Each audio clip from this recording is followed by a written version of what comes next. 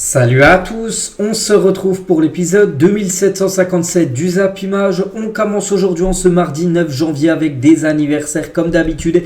Et tout d'abord celui de Rodrigo, le joueur brésilien du Real Madrid. Il fête aujourd'hui ses 23 ans en ce 9 janvier. Bon anniversaire à lui. Il y a par exemple aussi Issa Diop, défenseur français de l'équipe de Fulham. Il fête aujourd'hui ses 27 ans. Eric Garcia, défenseur du Barça, prêté actuellement du côté de Girona, où il réalise une énorme saison. N'oubliez pas que Girona est co-leader avec le Real Madrid. Donc il fête aujourd'hui ses 23 ans, Eric Garcia. Ou par exemple, il y a Dominik Livakovic, donc gardien croate de l'équipe du Fenerbahçe. Il fête aujourd'hui ses 29 ans. Donc ce gardien avait été exceptionnel lors du dernier mondial. On se souvient surtout de ça, du gros quart de finale qu'il avait réalisé contre le Brésil lors de la séance de tir au but. Il avait éliminé avec tous ses arrêts. Bien sûr, l'équipe brésilienne. Donc voilà, tous les anniversaires aujourd'hui en ce 9 janvier. Et également un ex-joueur et entraîneur maintenant, c'est Gattuso, l'entraîneur de l'Olympique de Marseille. Il fête aujourd'hui son anniversaire. Aujourd'hui, c'est 46 ans pour Gattuso.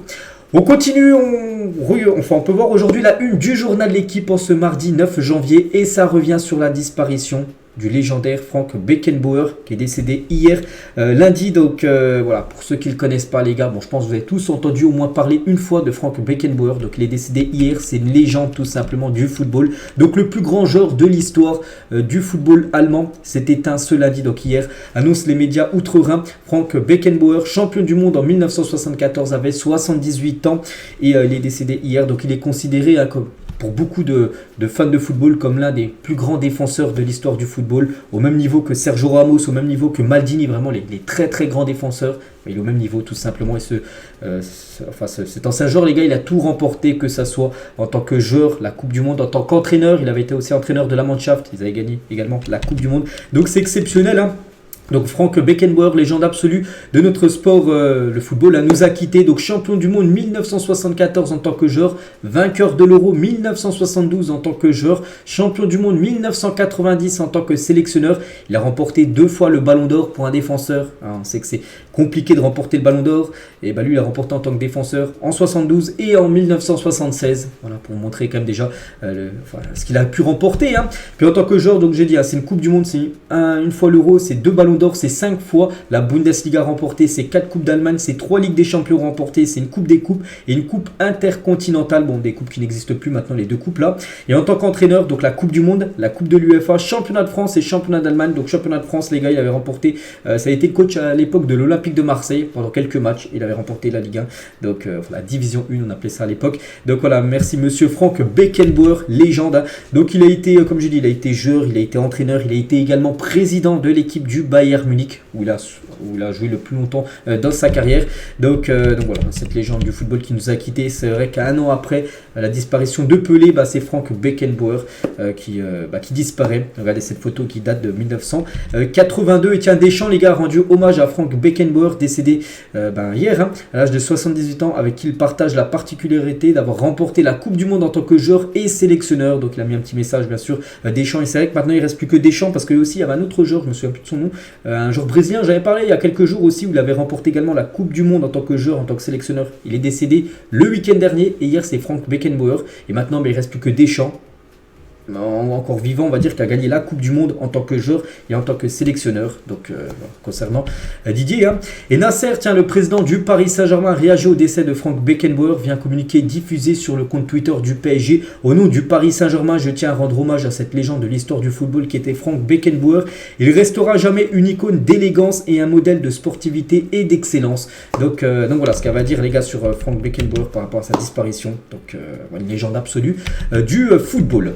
On continue, on va parler maintenant de ce qui s'est passé. On va revenir hier soir, ce qui s'est passé. Il y avait un match hier, c'est un match de FA Cup entre Wigan et l'équipe de Manchester United. Et ça passe pour Manchester United qui se qualifie pour les 16e de finale. Victoire 2-0. Diego Dalot buteur et Bruno Fernandes buteur sur penalty. Donc voilà, parfait pour Manchester qui se rassure, on peut dire, en coupe anglaise. Donc les stats, Manchester a totalement dominé le match. Vraiment, ça a été un match maîtrisé des Red Devils. 33 tirs, c'est énorme. 14 tirs cadrés, 2 buts. Comme 12 arrêts du gardien de Wigan, sinon le score aurait pu être beaucoup plus lourd pour cette équipe. Donc voilà, Manchester accède facilement, on va dire, au tour suivant. Et on va parler de Bruno Fernandes, le capitaine de cette équipe. C'est lui qui obtient le penalty pour le deuxième but et c'est lui qui marque il charge du penalty juste après, bien sûr, Bruno Fernandes. Ce joueur, bien sûr, exceptionnel du côté de Manchester United, le meilleur joueur comme depuis quasiment depuis qu'il est arrivé, je crois que ça doit faire au moins 3 ans qu'il est arrivé à Manchester, c'est le meilleur joueur comme depuis son arrivée du côté des Red Devils. L'homme du match, c'est pas Fernandes, mais c'est plutôt Diogo Dalot qui a été meilleur joueur de la partie. N'oubliez pas que c'est lui qui a inscrit le premier but de la rencontre. Et du coup, on connaît le programme des affiches pour les 16e de finale de cette FA Cup. Le tirage au sort a été fait hier après le match entre l'équipe de Wigan et Manchester United. Donc là, on peut voir, c'est quand même un peu en petit. Donc voilà, là vous avez les 16 affiches, les 16e de finale. Donc il y a des matchs où par exemple, je sais pas, on prend Manchester le 14e là. Donc Manchester qui s'est qualifié jouera soit contre Newport County ou Eastleigh. Donc en gros, ce match, parce qu'en gros, il y a déjà eu un tour avant. Puis quand il y a eu match nul, le match a rejoué. Donc on ne connaît pas encore ça sera qui. Donc c'est pour ça qu'il y a des fois un adversaire contre 2 adversaires potentiels. Parce qu'il faut que le match soit rejoué, l'autre match. Parce qu'il y a eu match nul lors de la première phase. Pour savoir qui sera bien sûr à chaque fois l'adversaire. Mais il y a quand même une très belle affiche les gars qui sort du lot. C'est le match numéro 11. Il est là. Tottenham contre Manchester City, énorme affiche, c'est la plus grosse affiche. Déjà au 32e de finale, il y avait une énorme affiche, c'était entre Liverpool et Arsenal. Liverpool s'est imposé 2-0. Et là pour les 16e, il y aura un City-Tottenham dès les 16e de finale. Donc Manchester City, je dis, jouera Tottenham au 4e tour de la FA Cup. Donc bilan de Pep Guardiola chez les Spurs, on sait que City, une grosse équipe, mais City galère du côté du stade de Tottenham. Seulement 2 victoires pour Manchester City au stade de Tottenham et surtout 6 défaites. Donc voilà, Tottenham arrivent souvent à battre Manchester City dans leur stade. Donc en parlant du stade de Tottenham, le Spurs Stadium. Donc City a perdu ses 5 matchs disputés au Tottenham Hotspur et il n'y a pas encore marqué de but. Ils perdent en plus sans marquer de but l'équipe de City à Tottenham. Donc voilà, ce match les gars est prévu là dans quelques jours, ce match des 16e de finale. On revient sur un match qui a eu lieu aussi, c'était dimanche, ce Liverpool, c'était Arsenal qui recevait Liverpool. Liverpool s'est imposé 2-0 et grosse influence les gars. Donc ce match a établi un nouveau record d'affluence pour le 3e tour avec plus de 7,6 millions de téléspectateurs devant la BBC, donc une chaîne anglaise, pour suivre ce gros match entre l'équipe de Arsenal et l'équipe de Liverpool. Et c'est Liverpool qui a fait la bonne opération, s'imposant 2-0. Un but de Kiwior, un but contre son camp d'un joueur de Arsenal. Le deuxième but, c'est Luis Diaz et on peut voir que son papa était dans les tribunes. On se souvient de son papa, on avait parlé il y a à peu près un mois, même un mois et demi, qu'il avait été séquestré par des personnes en Colombie, tout ça. Mais hier, dimanche, il était bien présent dans les tribunes à poursuivre le match de son fils en plus, Luis Diaz, comme j'ai dit, c'est lui qui a inscrit le 2e but de la rencontre. Et tiens, en parlant d'Arsenal qui est dans une très mauvaise phase, on en a parlé hier depuis le 9, depuis un mois, jour pour jour, ils ont gagné seulement un match en jouant à peu près une dizaine de matchs. C'est-à-dire ils ont perdu beaucoup, ils ont fait quelques nuls, ils ont surtout gagné qu'un seul match qui est contre Brighton. Donc la stat inquiétante les gars depuis Noël, donc depuis le 25 décembre dernier, donc ils ont tiré comme 61 fois au but lors des 3 rencontres qu'ils ont pu jouer depuis Noël pour seulement un but marqué. Voilà, 61 tirs pour seulement un but marqué. Le ratio n'est pas du tout bon pour l'équipe des Gunners. Et toujours avec Arsenal et Liverpool, donc le dernier match en date là, donc il y a eu 2-0 pour Liverpool. N'oubliez pas qu'il y a un match là qui est prévu là encore dans quelques jours. Ça sera début février, ça sera le match toujours Arsenal contre Liverpool, mais cette fois-ci de la Première Ligue. On peut voir que Liverpool prend souvent l'ascendant. Regardez, il y a eu 2-0 là, il y a eu 2-0 là pour Liverpool contre Arsenal à Arsenal, ou là même à 3-0 pour Liverpool Arsenal. Il y avait seulement le 9 octobre dernier 2022 que Arsenal s'est imposé 3-2 contre les Reds de Liverpool. On continue les gars, donc aujourd'hui il y a du football en Angleterre, c'est pas de la Première Ligue, c'est pas de la FA Cup, c'est de l'EFL Cup, en gros c'est de la Coupe de la Ligue anglaise. Il y a la FA Cup, la belle compétition, puis la Coupe de la Ligue anglaise, et on peut voir, c'est les demi-finales, et n'oubliez pas que les demi-finales se jouent au match aller et match retour, et aujourd'hui c'est déjà Middlesbrough-Chelsea, et demain il y aura Liverpool-Fulham, puis après fin du mois de janvier, donc il y aura les matchs retour qui seront dans l'autre stade, Chelsea-Middlesbrough et Fulham-Liverpool, donc la finale est prévue le 25 février prochain, la finale de la EFL Cup, donc voilà, on connaîtra le vainqueur, ça sera une de ces 4 équipes-là. Il y a aussi de la Coupe du Portugal qui a aujourd'hui.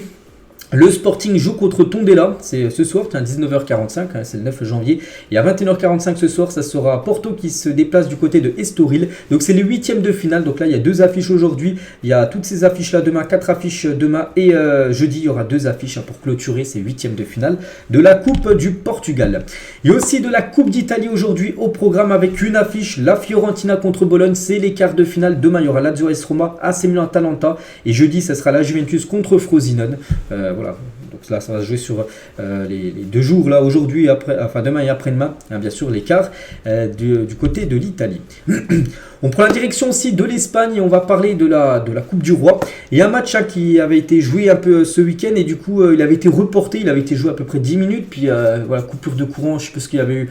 Du coup il a été décalé à hier, le match en gros lundi, c'est fini, c'est entre Villarreal et l'Unionistas, club de 3ème division espagnole. Et grosse surprise, hein, Villarreal éliminé au tir au but face à cette équipe de 3ème division espagnole. Là, comme j'ai dit, le match devait se jouer dimanche.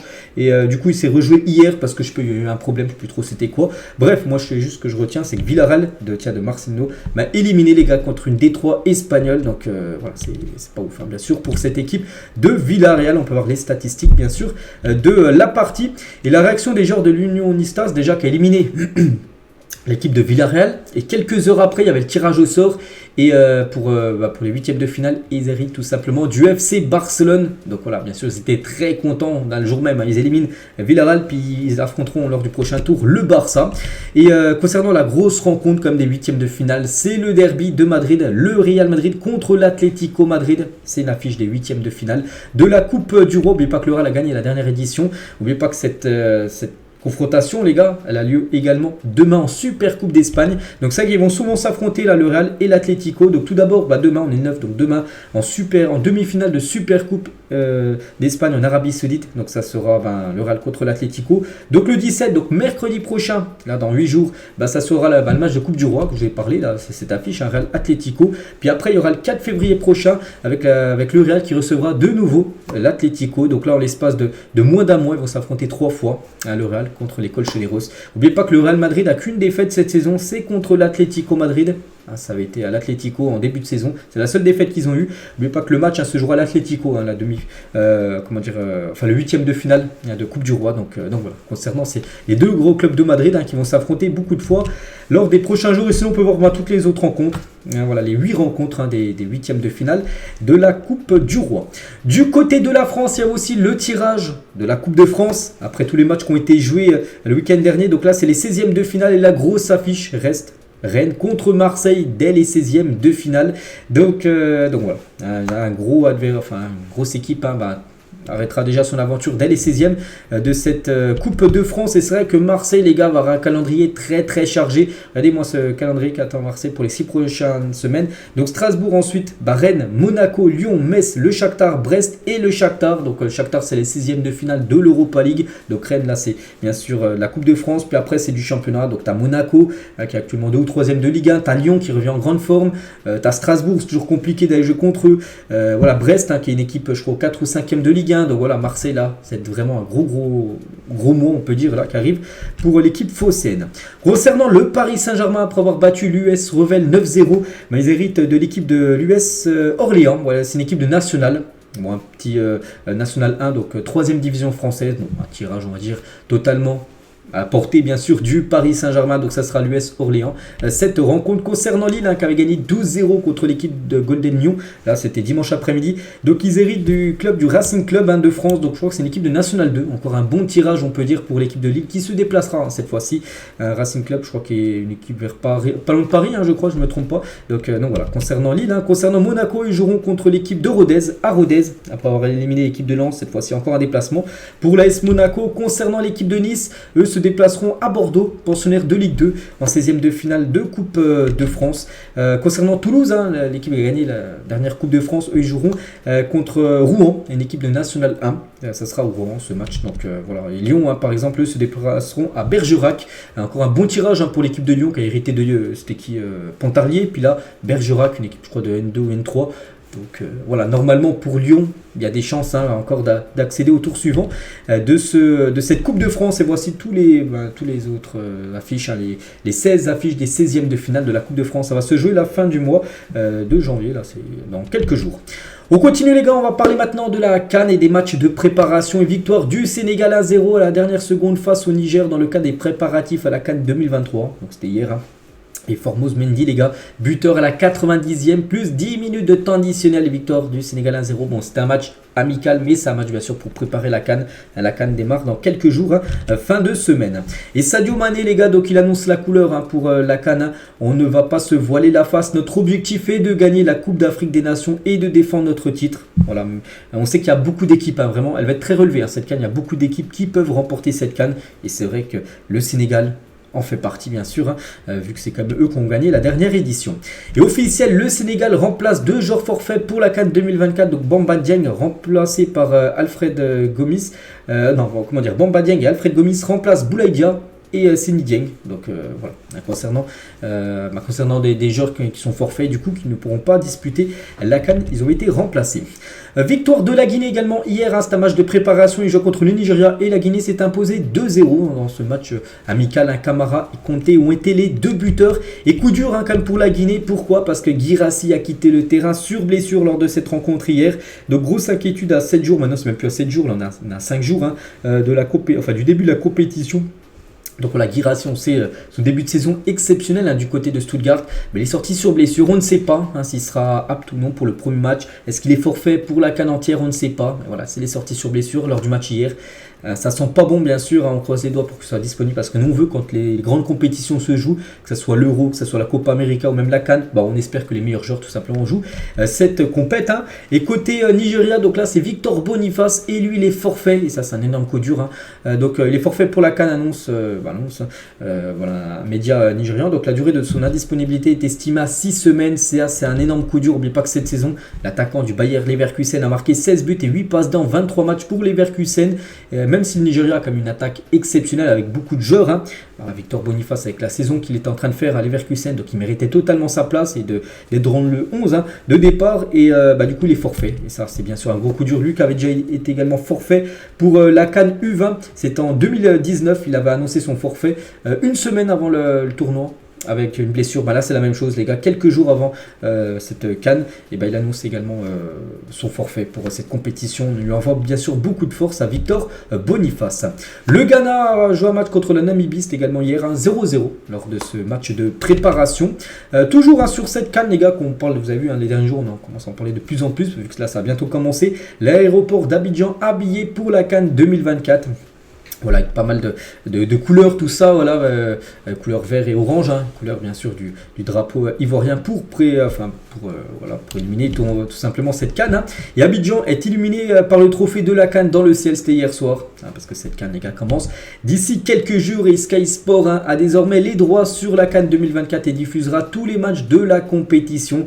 Donc Sky Sport les gars, si vous êtes abonné à cette chaîne, ils diffuseront tous les matchs. N'oubliez pas qu'en France, beIN Sport diffusera 100% des matchs de la Coupe d'Afrique des Nations. Toujours avec cette CAN, le Maroc n'a gagné la CAN qu'une seule fois. C'est vrai que c'est en 1976. Ça fait une éternité quand même pour une sélection comme le Maroc. Ça fait plus de quasiment 50 ans, je crois, qu'ils n'ont pas remporté 48 ans à peu près. Si mes calculs sont bons, donc c'est trop long, bien sûr, pour le Maroc, qui est une équipe qui peut bien sûr aller au bout quand on sait ce qu'ils ont fait à la Coupe du Monde en 2022. Et bien sûr c'est une équipe qui peut remporter ce titre, surtout après plus de 50 ans après leur dernière victoire. Regardez sur le Twitter Instant Foot, donc ils font leur sondage à chaque fois, le meilleur défenseur, le meilleur gardien, donc là c'est le meilleur ailier droit de la CAN. Donc parmi ces 4 joueurs là, Ziyech, Salah, Riyad Mahrez et Kudus. Donc pour vous, lequel est le meilleur sur 15 000 votes, et la plupart ont mis Mohamed Salah, c'est ce que j'ai mis aussi. Tu me proposes les 4, pour moi Salah est supérieur aux autres, donc je pars sur Mohamed Salah. Donc 50% ont mis Mohamed Salah. Et concernant l'autre ailier, donc là on a parlé de l'ailier droit, donc là ailier gauche entre ces 4 là, donc Mané, Amoura, Lookman et Moss Simon. Donc 8800 votes, et là la plupart ont mis donc de loin bien sûr un Sadio Mané avec plus de 72%. On continue les gars, on va parler un petit peu mercato, parce qu'on est en pleine période de mercato, on est le 9 janvier, et officiel, j'en ai parlé là ces derniers jours, ça y est les gars, c'est signé officiel, Jean Onana rejoint l'Olympique de Marseille en provenance du Beşiktaş, prêt avec option d'achat pour l'international camerounais. Donc voilà, c'est signé, 23 ans. Donc je connais pas trop le profil du joueur, je sais, j'ai pu voir qu'il a joué à Lille, il a joué à Lens, il a joué à Bordeaux, Beşiktaş et à Marseille. Donc c'est un joueur qui connaît très bien le championnat français. Donc il arrive du côté de l'Olympique de Marseille. C'est officiel, je crois que c'est la première recrue de l'Olympique de Marseille sur ce mercato hivernal 2024. Et c'est vrai que l'Olympique de Marseille, le continent africain, une vraie histoire d'amour avec ce joueur qui est camerounais. Donc voilà, on peut voir les nationalités africaines des joueurs de l'OM. C'est vrai qu'il y en a beaucoup. C'est vrai que Marseille est beaucoup touché là par les joueurs qui sont partis à la CAN. Vu qu'il y en a beaucoup qui ont été appelés en sélection. On continue, tiens, on va parler d'un Erwigo. Vous savez ce que ça veut dire quand il dit ça, Fabrizio Romano. Donc c'est un joueur peut-être pas trop connu, mais il va signer à Dortmund. Les gars, il s'appelle Jan Masten à Dortmund, Erwigo. Donc c'est un jeune néerlandais, donc visite médicale prévue normalement demain. Donc voilà, c'est pas encore officiel, mais demain la visite médicale, si tout est ok, demain dans la journée, en soirée, ça sera officiel. Donc lui, c'est un jeune joueur de l'équipe de Chelsea. Il était pisté par l'Olympique de Marseille, on peut voir, Fabrizio Romano il a dit ça, mais il a préféré rejoindre l'équipe de Dortmund en prêt, donc bonne chance à lui. Le Paris Saint-Germain s'est renseigné sur Kevin Danso, le défenseur autrichien de l'équipe de Lens. Il n'y a rien de concret pour le moment, mais simplement un premier contact. De base, le défenseur du Racing Club de Lens était ouvert à un transfert plutôt cet été, mais si le PSG envisage sérieusement de le signer, cela pourrait changer. Voilà, imaginez les gars, Danso, pour moi défenseur sous-côté, il est très très bon Danso. Puis c'est vrai que du côté du PSG, avec la blessure de Skriniar, qui s'est fait opérer, tiens, on en parlera tout à l'heure les gars, blessé jusqu'à la fin de saison. Il y a aussi Kimpembe les gars, qui a de nouveau été opéré.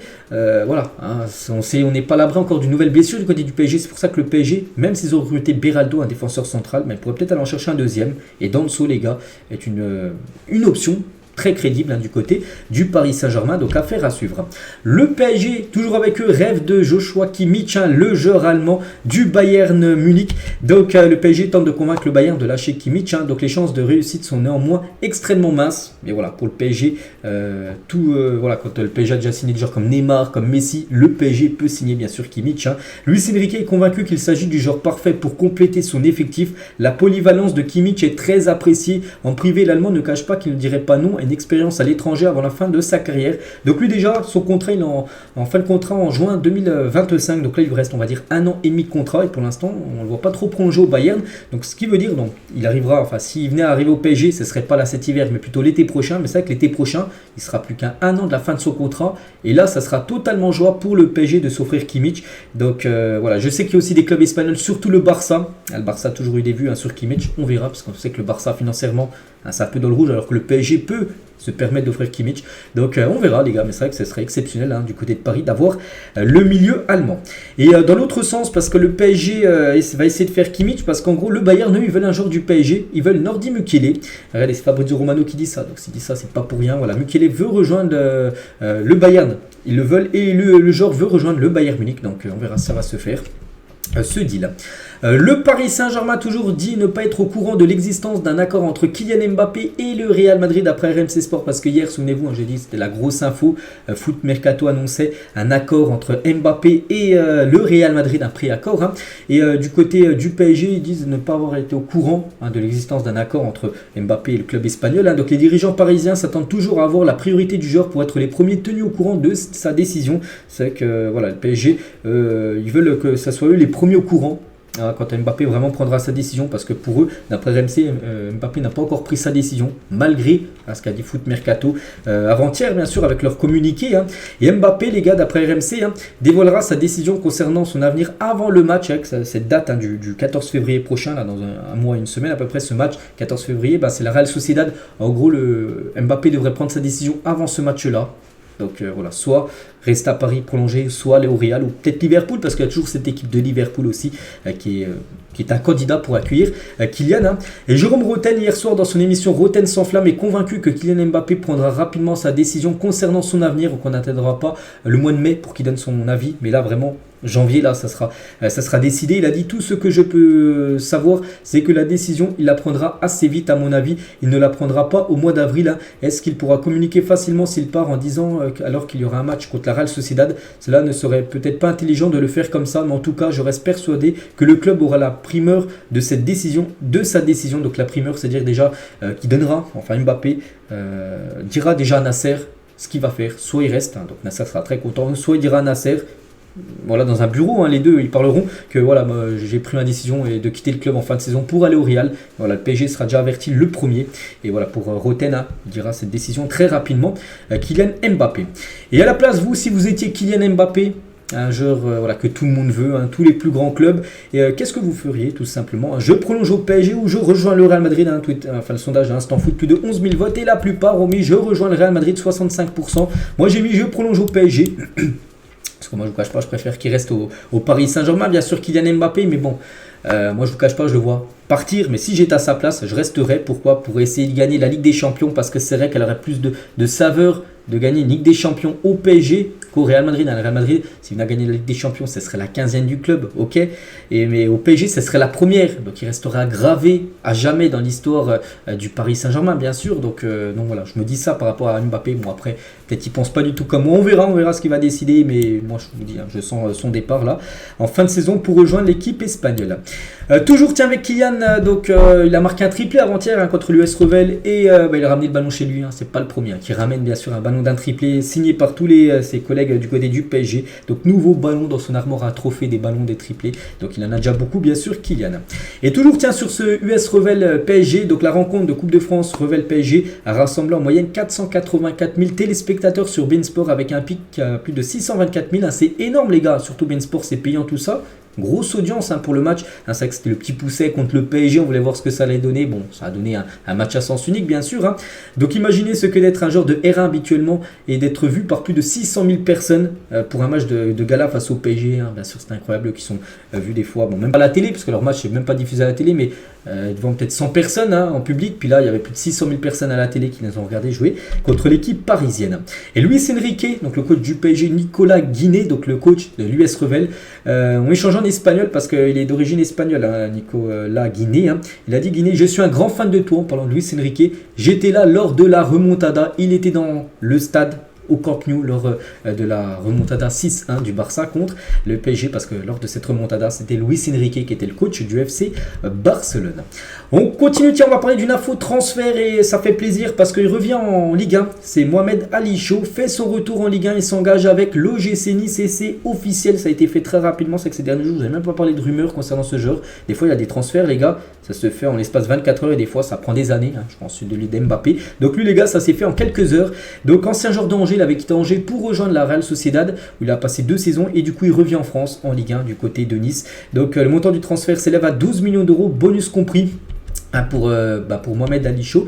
Donc c'est vrai qu'en Espagne, hein, son aventure à la Real Sociedad, hein, ça n'a pas été non plus une réussite. Hein, 40 matchs, toutes compétitions confondues pour 1200 minutes jouées, 2 buts et 4 passes D en 40 matchs, hein, c'est quand même peu. Donc voilà, en espérant qu'il va pouvoir se relancer en France, hein, du côté de l'OGC Nice, un bel recrue bien sûr pour les Aiglons. Tottenham va s'offrir un défenseur central pour 25 millions d'euros plus bonus. Donc les Spurs sont tombés d'accord avec le Renoir pour signer Radu Dragusin, donc qui est un joueur roumain, je crois. Donc le Bayern est aussi sur le coup, mais devra agir aujourd'hui s'il veut shipper le Roumain à Tottenham. Donc voilà, Tottenham, c'est imminent, les gars, la signature de ce joueur que je ne connais pas. Accord total entre Lille et Clermont pour le prêt d'Alan Virginus. Donc déjà, ce joueur devait être prêté, même vendu à Young Boys de Berne. Et le président lillois a refusé parce qu'en gros, l'offre n'était pas assez haute. Et du coup, il devrait être prêté à Clermont pour la deuxième partie de saison, hein, ce joueur Virginus. L'AC Milan est toujours très intéressé par Lilian Brassier. Des négociations pourraient être ouvertes à partir du 20 janvier prochain. Donc là, dans à peu près une dizaine de jours. Mais pas que le mercato ouvert jusqu'au 1er février. Hein. Le 1er février, ça sera toujours le mercato jusqu'au 1er février minuit. Là, ça sera la fermeture. Donc voilà, il reste encore pas mal de jours de mercato. Et Milan très intéressé, hein, par le joueur brestois. Eden Zegrova, donc le joueur lillois, est surveillé par de nombreux clubs allemands. Il est également pisté par des clubs anglais et espagnols. En gros, il est pisté un peu partout. Hein. Le Kosovar est ouvert à un départ cet hiver. Son rêve est de rejoindre un club du top 5 allemand. Voilà, donc voilà. Tout est dit dans l'info, on verra, les gars, ce qu'il va faire là lors du mercato. Un transfert officiel, il s'appelle Filippo Terraziano, quitte l'Hellas Vérone et s'engage avec l'AC Milan jusqu'en 2028. Je ne connais pas le joueur. Bon, maintenant, je pense que je vais plus le connaître, hein, vu qu'il joue maintenant du côté de Milan. Donc, le jeune Italien qui aura 21 ans le mois prochain portera le numéro 38. Hein. du côté de l'équipe de Milan. Donc voilà, nouvelle signature du côté de cette équipe italienne. On va parler de Lyon et alerte pépite. Une pépite va signer du côté de Lyon. Donc Lyon va signer un des plus gros talents de la Jupiler Pro League, donc du championnat belge, en la personne de Malik Fofana, un jeune belge de 18 ans en provenance de la Gantoise. D'après le journal L'équipe, un transfert évalué à 15 millions d'euros hors bonus pour le jeune ailier belge. Je vous cache pas, je connais pas également ce joueur. C'est vrai que je connais pas tous les joueurs de football. Donc voilà, s'il vient en France, je pense qu'on va beaucoup plus le connaître. Donc voilà, ce qui paraît, c'est l'un des plus gros talents de la première division belge. Il devrait signer du côté de Lyon là, c'est imminent. Officiel, Mandanda prolonge jusqu'en 2025 avec le Stade Rennais. Il est en fin de contrat là, en fin de saison, le 30 juin 2024, et du coup il sera en fin de contrat maintenant le 30 juin 2025. Nouveau contrat d'une année pour lui. Le portier français aura 40 ans à la fin de ce contrat. C'est peut-être son dernier contrat avant de prendre sa retraite, on pense, pour Mandanda. Officiel, Ilex Moriba s'engage du côté de Retafe, l'équipe espagnole, mais pas qui joue au Barça à l'époque. Au Barça, en gros, il a demandé, son agent, il a demandé plus d'argent en salaire. Le Barça avait dit non. Du coup, le Barça l'avait vendu à Leipzig où il a floppé, il a quasiment pas joué. Et du coup, il revient en Liga. Et cette fois-ci, à Retafe en prêt. L'AS Roma s'intéresse à Alexandro. Le club italien pourrait formuler une offre de prêt avec option d'achat obligatoire, voilà, concernant ce joueur qui pourrait quitter Lille, direction l'Italie. Officiel, Yann Ngbogo signe au Toulouse FC. Voilà, ce joueur débarque du côté de Toulouse. Et notre recrue aussi du côté de Toulouse. Enfin, toujours avec Toulouse, mais quitte plutôt Toulouse, lui. Donc Mamadi Bangré est prêté par Toulouse à l'Estac de Troyes. Donc il va prendre du temps de jeu, parce que je joue très peu avec Toulouse. Il va prendre du temps de jeu en Ligue 2 du côté de l'Estac. Apple vient d'annoncer la commercialisation prochaine d'un casque de réalité virtuelle à nouvelle génération, visiblement extrêmement immersif. Donc nul doute que cette technologie pourra changer la façon de regarder des compétitions sportives et plus particulièrement le football, avec pourquoi pas la possibilité d'installer des caméras dans les gradins afin que les utilisateurs du casque puissent regarder les rencontres en immersion depuis leur canapé. Donc on rappelle qu'Apple est propriétaire des droits de diffusion de la MLS dans le monde entier. Ça ne serait pas étonnant de voir ce genre de choses arriver très prochainement du côté du championnat américain. Donc voir un Inter Miami Chicago en immersion avec ce type, peut-être les gars. Donc en gros, parce que là vous savez que les technologies maintenant ça avance, donc en gros Apple va sortir un casque et c'est comme si tu seras dans les tribunes. Mais alors, tu seras dans ton canapé, mais c'est comme si tu assisteras à un match peut-être dans le futur, peut-être dans 10 ans, les gars, il n'y aura que ça. Tu regarderas les matchs comme ça avec un casque pour regarder, je sais pas, un classico. C'était comme si tu étais en tribune. Voilà, Apple, les gars, va lancer très prochainement ce casque à réalité virtuelle. Des nouvelles de Neymar. Donc Neymar actuellement blessé, bien sûr. Il devrait revenir au mois de septembre prochain. Il va louper la Copa América avec le Brésil. Et il s'est mis en mode coiffeur. Tiens, on a pu voir une publication qu'il a mis sur ses réseaux sociaux où il est en train de couper les cheveux à un ami. Denis Bouanga, tu n'en as qu'une idée en tête, revenir en Europe après son magnifique passage en MLS où ça a été une grande réussite, où il a terminé comme meilleur buteur du championnat de MLS, où il a perdu malheureusement en finale de MLS, mais bon, vraiment ça a été l'un des meilleurs joueurs. Bref, il a dit mon objectif est clair et affiché, c'est lui qui a dit ça. Je souhaite revenir jouer en France et ou dans un club européen, notamment pour me rapprocher de ma famille. Donc voilà, il ne souhaite pas rester du côté des États-Unis. Donc voilà, concernant Denis Bouanga, il souhaite revenir tout simplement en France. Donc je pense qu'il peut intéresser beaucoup de clubs quand on voit ce qu'il a pu faire du côté de Los Angeles. Magnifique témoignage de Ivan Toney qui ne veut pas laisser tomber Brentford, son club qu'il a soutenu durant une période difficile. N'oubliez pas qu'il est toujours suspendu jusqu'au 17 janvier prochain. Il est suspendu encore de toute activité avec le football. Pendant 8 mois, il n'a pas pu jouer. Mais Brentford l'a toujours soutenu. Et il a dit tout le monde sait que Brentford est un club familial. Ils ont été tout simplement extraordinaires avec moi. Je ne les remercierai jamais assez. Surtout les supporters, ils m'ont soutenu dès la première minute. C'est un peu comme si j'avais beaucoup à rendre. Quand je vais revenir, j'aurai un grand rôle à jouer pour sortir l'équipe de cette mauvaise série, parce qu'actuellement ils sont dans les dernières places.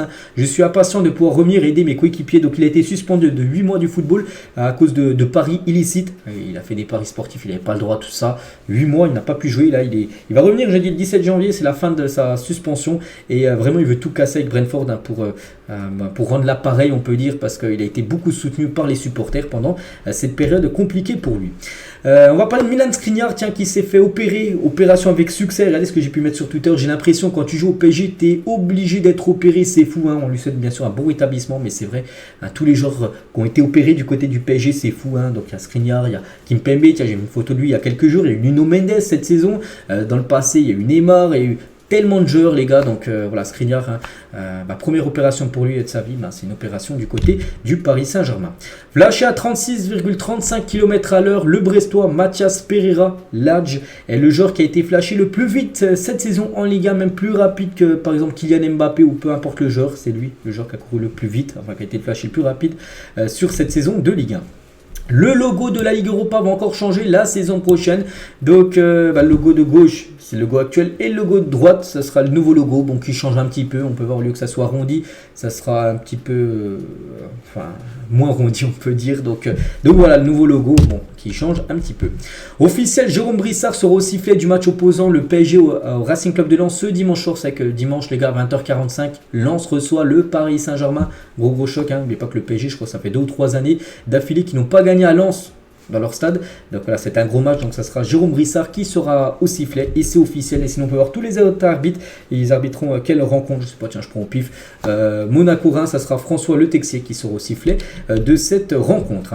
Arturo Vidal encourage Alexis Sanchez à quitter l'Inter Milan. Il a dit qu'il n'aurait jamais dû revenir à l'Inter. Il aurait dû aller dans un club où il aurait pu s'amuser et être aimé des gens. Mais il est têtu. Lautaro, c'est un bon attaquant. Mais comment Sanchez peut-il ne pas jouer à l'Inter, hein? Mkhitaryan joue et pas Alexis. J'ai vraiment envie de me suicider en pensant à quelque chose comme ça. Ses coéquipiers ne sont pas meilleurs, mais l'entraîneur ne le veut pas. C'est vrai qu'il est souvent sur le banc et il comprend pas tout simplement pourquoi il est tout le temps sur le banc. Sanchez, enfin c'est Arturo Vidal, hein, qui pense ça de Sanchez, alors que par exemple Lautaro, hein, pour Arturo Vidal, donc Lautaro Martinez est moins bon que Sanchez, alors que Lautaro, les gars, il fait une saison exceptionnelle, un meilleur buteur du championnat de Serie A. Donc voilà, ce qu'on pouvait dire sur Alexis Sanchez. Hein, c'est vrai, quand on pense à Marseille la saison dernière, ce qu'il a fait, et maintenant à l'Inter, il est seulement sur le banc. Hein, c'est dommage, hein, il aurait dû rester à l'Olympique de Marseille certainement. Alexis Sanchez. On va parler de Cristiano Ronaldo. Donc regardez la dernière publication Instagram qu'il a pu mettre. Hein. Une photo de chez lui et surtout en mode musculation. Il a 38 ans, il va fêter ses 39 ans dans moins d'un mois. Le 5 février prochain, il aura 39 ans, Cristiano Ronaldo. Et pas de jour de repos pour lui, les gars. Rien du tout, c'est toujours le sport, c'est toujours le football, c'est toujours la mentalité de champion pour CR7. Incroyable, bien sûr, la longévité du légendaire Cristiano Ronaldo. Officiel, voici les 9 joueurs de Ligue 1 nominés pour la Team of the Year. Donc en gros, la TOTY, on appelle ça. Donc ils ne seront pas tous dans l'équipe finale, la TOTY, qui sera composée de 11 joueurs, mais peut-être 2 joueurs seront dedans. Bon, on pense à un joueur, surtout Kylian Mbappé, qui sera certainement dedans. Donc voici tous les joueurs nominés, hein, pour cette TOTY. Regardez ce graphisme en gros, hein, par rapport à Timo Werner, parce que ceux qui n'ont pas suivi l'épisode hier, j'ai dit here we go, hein, Timo Werner du côté de pas Dortmund, qu'est-ce que je dis, Tottenham, on l'a cherché à l'équipe, hein. Donc c'est vrai qu'il a Leipzig. Il est bon, donc du coup ensuite il va dans un club allemand où il floppe, puis après il retourne à Leipzig, hein, parce qu'il est à Leipzig avant. Il a fait une bonne saison, il est parti à Chelsea où il a floppé, il retourne à Leipzig, puis là il a fait une bonne saison à Leipzig, puis il retourne dans un club anglais, cette fois-ci Tottenham, où il floppera, puis il retournera à Leipzig. Ça nous fait penser aussi à ce graphisme avec le Real et le PSG pour Kylian Mbappé. José Mourinho a reçu 5 cartons rouges pour l'AS Roma au cours des 2 dernières saisons. Il a encore pris un rouge avant-hier, il y a eu un partout contre l'Atalanta et il a pris un rouge Mourinho. Ce qui est fou, les gars, c'est qu'il n'y a pas de joueur de Serie A avec plus de cartons rouges sur les 2 dernières années que Mourinho, alors que c'est un coach. Hein, donc voilà, c'est fou, hein, Mourinho, bon, il est comme ça. Donc il sera suspendu. Le prochain match à l'AS Roma, c'est Milan AC. Il sera en tribune. Kevin De Bruyne a réalisé plus de passes D que n'importe quel autre joueur dans les 5 meilleurs championnats européens depuis le début de la saison dernière, bien qu'il n'ait joué que 3 matchs cette saison. C'est qu'il a été beaucoup blessé, mais c'est toujours lui qui a délivré le plus de passes D dans les championnats depuis le début de la saison dernière. 30 passes D, hein, pour Kevin De Bruyne, c'est exceptionnel. Benzema, les gens ne le savent pas, mais lors de la finale de la Ligue des Champions 2014, Cristiano et moi avions une blessure aux adducteurs et Gareth Bale avait une blessure à la cuisse. Nous avons joué ce match à 50% tous les 3, mais nous voulions tous jouer. Le trio a gagné 4 Ligues des Champions en 5 ans et 5 en 2014, mais ils avaient fait la remontada. Ils perdaient contre l'Atlético et Sergio Ramos avait égalisé à la 93e, ensuite prolongation, les Real avaient gagné 4-1. Donc ils jouaient tous blessés comme la triplette devant. On les a quand même gagné la Champions League. Et on finit cet épisode aujourd'hui avec le Morpion. Remplissez les cases de 1 à 9 avec des joueurs africains ayant remporté la CAN, ayant joué dans ces clubs. Donc par exemple un joueur parisien qui a joué, je prends en pif, en Côte d'Ivoire et qui a gagné la CAN. Donc voilà, pour ceux qui savent, n'hésitez pas à mettre tout ça en commentaire. Tiens, je peux prendre par exemple la 2-5-8, hein, avec le drapeau sénégalais. Donc par exemple PSG avec le Sénégal, je pense à Gueye ou même Abdou Diallo, hein. Marseille, je pense à Ismaïla Sarr et le 8, donc Mané par exemple, hein. Mané, joueur de Liverpool, les Sénégalais, il avait remporté bien sûr la CAN. Donc voilà, concernant ce Morpion, n'hésitez pas, hein, pour ceux qui veulent faire 1-4-7 et 3-6-9. Donc voilà ce qu'il y a à dire aujourd'hui. J'espère que ça vous a plu. On se retrouve demain pour le prochain numéro. Je vous souhaite une très bonne journée et à demain.